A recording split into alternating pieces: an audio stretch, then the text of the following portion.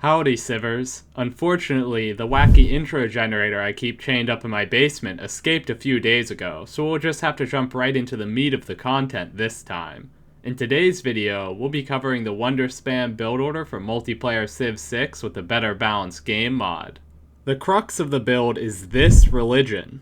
As you can see, it's designed to maximize the value we get out of placing down world wonders. Without this religion, building multiple wonders in the early game would slow us down too much to be optimal, but thanks to these beliefs, we can make up for lost tempo by going for monumentality as our Golden Age dedication, and buying a ton of civilian units using the faith our wonders generate for us. Before we start going into detail on how the build actually plays out, there are a few things to go over. First off, here's a quick tier list of how good the various wonders you can make in the early game are. In an ideal game, you want to get at least 3 of the wonders from B tier or higher before turn 35. Stonehenge is the one you're most likely to build in every game with this strategy. The placement requirement is fairly lenient, and it allows you to found a religion without needing to place any holy sites. Another thing to keep in mind is what other civs are in the lobby. This strategy relies heavily on getting multiple early game wonders, so we don't want a lobby that's overly competitive for the early wonders.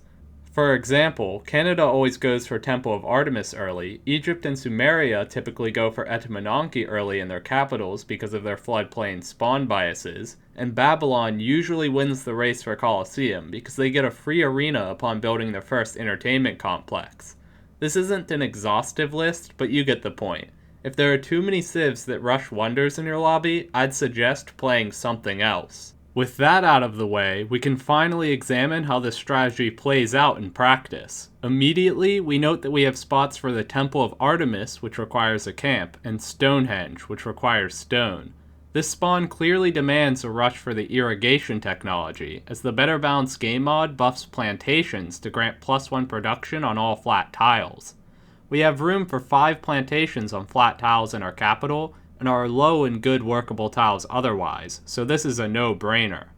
We'll start the game by producing 2 scouts in our capital, followed by 2 settlers. We end up high-rolling pretty hard here, getting a builder from a tribal village and first meeting a yellow city-state super early for a free envoy and 2 extra gold per turn.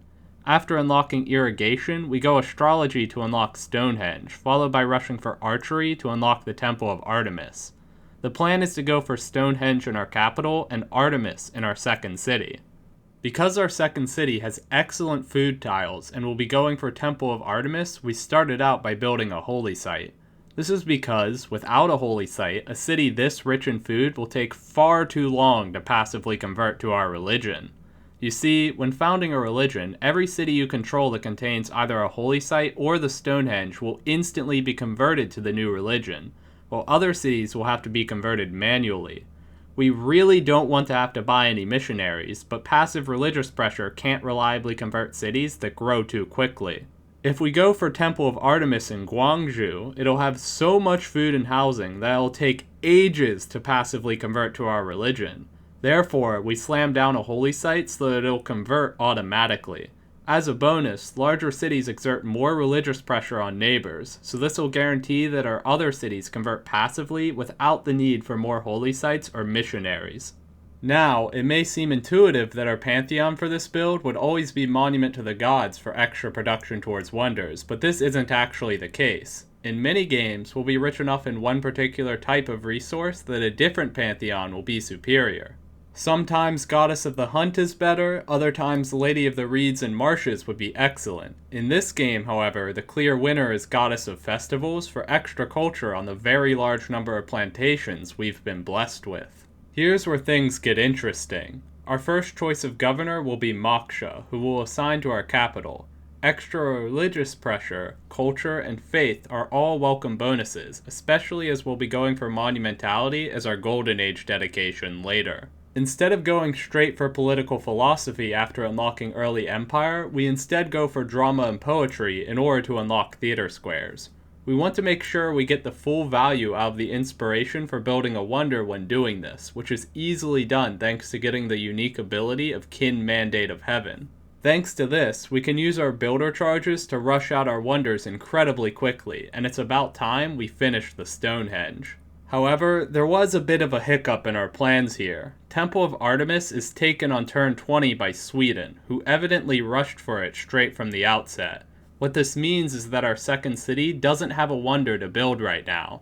However, we do want as many wonders in different cities as possible, as the bonus yields granted by our religion's Sacred Places belief are limited to being gained once per city. Therefore, since we can't get Temple of Artemis, our plan is now to go for the Oracle in this city instead. The Oracle derives nearly all of its value from the extra Great Person point generation it provides, which requires having some districts completed in the same city as it. Therefore, rather than rushing to unlock and place the Oracle right away, we plan on grabbing the Political Philosophy Civic first. In the meantime, we make a builder while waiting for the city to reach 4 population, and then start on a theater square next to where we'll be putting the Oracle. As we plan on going for the Oracle, our next choice of governor will obviously be Pingala. The promotion which doubles Great Person points generated in a city has very strong synergy with the Wonder, so we always want to assign him to any city planning to build it. A city with a theater square, amphitheater, the Oracle, and Pingala will generate 8 Great Writer points per turn passively, which is huge value. For our first government, we go for autocracy. This will not be our permanent government. We merely want to benefit from the 10% extra production towards wonders this government grants for a few turns, as we'll be building the Oracle in our second city and Etamananki in our fourth city up north. You may be wondering, what do I mean, for a few turns? The estimated completion time on Etamananki is 25 turns. Just wait. As we reach turn 31 and achieve a golden age, we enter into monumentality so we can spend our faith on buying some builders. Here's where the magic happens. Our leader bonus allows us to spend a build charge to complete 15% of a wonder, remember? Not only that, the 15% benefits from production multipliers we have towards wonders. The 10% from autocracy and 15% from the Core V policy card means that each build charge we spend actually completes roughly 19% of the wonder, not 15%. Thanks to this, we bang out the Oracle and Etamananki in just a few turns, and thanks to our religion, this causes our faith per turn to skyrocket. In the meantime, our capital is working on the audience chamber. This is always going to be our choice of Gov Plaza building when playing around this wonder spamming strategy. After all, Ancestral Hall requires that we spam a ton of settlers to get good value out of it, and we can't exactly pump out a ton of settlers and multiple wonders in the early game. Before we finish Audience Chamber, however, we need to switch out of Autocracy and into Classical Republic.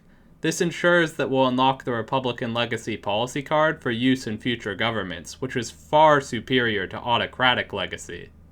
The great works from our Oracle Pingala City are going to start flooding in, so we need to get some theater squares down. We don't need to rush our amphitheaters right away. We only need to build them fast enough to keep up with the rate at which we need more great work slots. Oh, and in case you're wondering, the tile improvements we have that are giving us faith are monasteries, from the city-state suzerain bonus of our MOG. These actually just got buffed in the newest patch for the Better Balanced Game mod, so they're actually pretty good now. Getting back on topic, the civic we rush for immediately following drama and poetry is feudalism, so that we can unlock the serfdom policy card for some extra build charges. We save up our faith along the way and then buy a ton of builders all at once with the policy card active. These builders chop most of our forests and improve all of our tiles to greatly accelerate our game.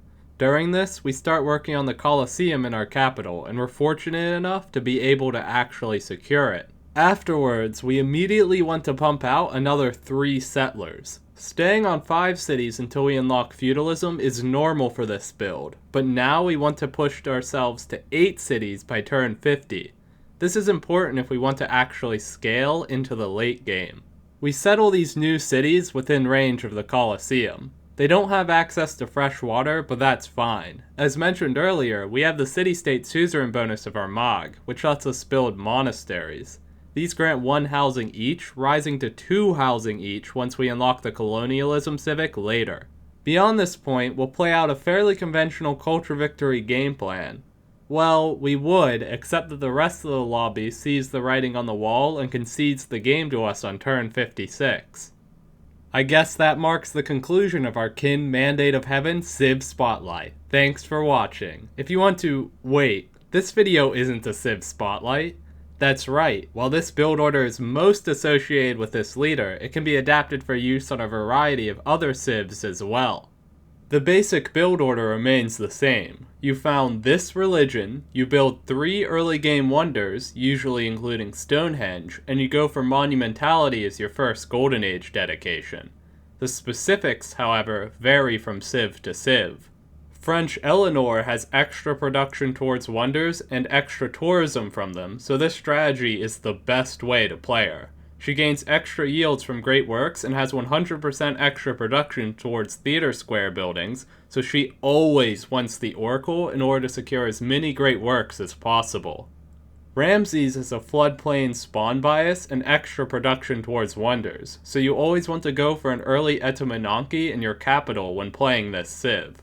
Whether or not you pursue this wonder spam build order afterwards, or you play for a more conventional commercial hub opener, generally depends on if you have a good spot for the Stonehenge in your second city. Canada's spawn bias always loads them up with a ton of camps. They gain extra yields on camps, and so the civ pretty much always goes for a Temple of Artemis rush in their capital. Again, you don't need to play into this wonder spam build order on this civ, but it's a strong option if you have a good spot for the Stonehenge in your second city. Just remember to build a holy site in your capital before founding your religion so that it converts automatically. Otherwise, it'll grow too quickly to ever be converted by passive pressure. Christina automatically themes great works and wonders that have all of their slots filled, so she always wants to snag the Apadana and the Great Library, as both of them have great work slots. With this being the case, adding a Stonehenge somewhere and founding this religion is obviously not a bad idea. Lastly, Hojo Tokimune. This leader's flexible enough to be played with pretty much any of the conventional build orders, and this one is no exception. Fortunately, I happen to have played the perfect game to serve as a demonstration on how Hojo can take advantage of this wonder spamming strategy. Starting from the beginning, there's already one key difference in how we play compared to the previous game we looked at. While as Kin Mandate of Heaven we only placed a single holy site all game, Hojo Tokimune has 100% extra production towards these districts. This civ leans more heavily into this district than other civs when playing for this opener, and we even elect to grab the River Goddess Pantheon as all of our best holy site locations just so happen to already be next to rivers. In this game, we're fortunate enough to have a single flat desert tile right next to our second city, so unlike the previous game, we're actually able to go for the pyramids. This wonder is incredibly strong, and as a general rule, we always want to rush for it if we have a spawn that allows us to do so. As we don't have stone anywhere else, we have to try for the Stonehenge in our third city. Unfortunately, we get beaten to the punch as someone else completes it first. However, for some reason, they don't take either of the beliefs that grant extra yields from wonders. Now, should we just found a normal religion here, be content with getting the pyramids for their own sake, and not try to spam more wonders? Probably, but I have a video to make, so we're gonna force this strategy anyway. Just as before, we go for Moksha as our first governor and go for monumentality as our Golden Age dedication. As our leader bonuses also grant us 100% extra production towards theater squares, we're going to throw these down in basically every city as well. We want to get our hands on another wonder, and it looks like Etemenanke is a good option here. In order to get it faster, we spend a governor title on Magnus and assign him to our fourth city. Thanks to his 50% extra yields on chops, we're able to bang out the wonder in literally just one turn of chopping, and we position it so that we can get some nice theater squares next to it and our government plaza. It's a bit late, but we're up to 2 wonders built, and our religion is finally giving us some decent value. We start on the mausoleum at Halicarnassus in our capital. Just as before, we rush for the feudalism civic to unlock the serfdom policy card, and then use our faith to buy a ton of builders everywhere, all of which have 6 charges thanks to the effect of the pyramids. With these builders, we can finish Mausoleum with some chops, putting us at a respectable 3 wonders finished by turn 42. Just as before, we need to bang out some more settlers and push ourselves up to 8 cities. Now, we can't get Colosseum in this game, but we can still settle our cities around an even better area of effect wonder, the Jebel Berkal. Of course, it's not actually even close to the Colosseum's power level, but it's not bad either. It's rare that we're afforded an opportunity to settle 6 cities within 6 tiles of a desert hill like this, and as a result, we're getting over 30 faith per turn from this wonder alone. From here, we just pursue a relatively conventional culture victory. There's some finesse to it, like evangelizing our religion to unlock cathedrals so that we have spare great work slots to store our great works of music, and building the Hermitage in our capital so we can load it up with more great works that'll benefit from the Governor Moksha's curator promotion. I won't bore you with the details, but sure enough, we're able to close out the game in a typical Herson fashion. Our internet service cuts out for a minute on turn 81, and we agree to concede the game for 4th place out of shame afterwards. Thanks for watching to the end. If you want to catch full games of Civ 6 multiplayer live, be sure to follow me on my Twitch account, Herson100. I've got plenty more guides on the meta build orders for the Better Balanced game mod on this channel, so be sure to check it out if you fancy more content like this. Herson, signing out.